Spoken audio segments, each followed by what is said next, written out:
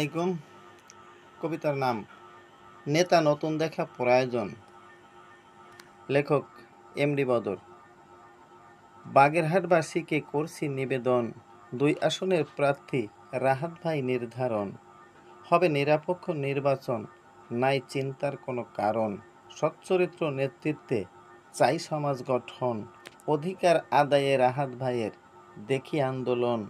নতুন ভোটারের স্বপ্ন এবার হবে পূরণ, প্রতিনিধি নতুন দেখা সবারই প্রয়োজন।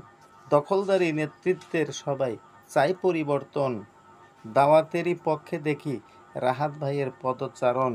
বৈষম্য বাদ রাখিয়া রাহাত ভাই হয় সবার আপন, রাহাত ভাইয়ের দাওয়াতে সবাই করছে গ্রহণ।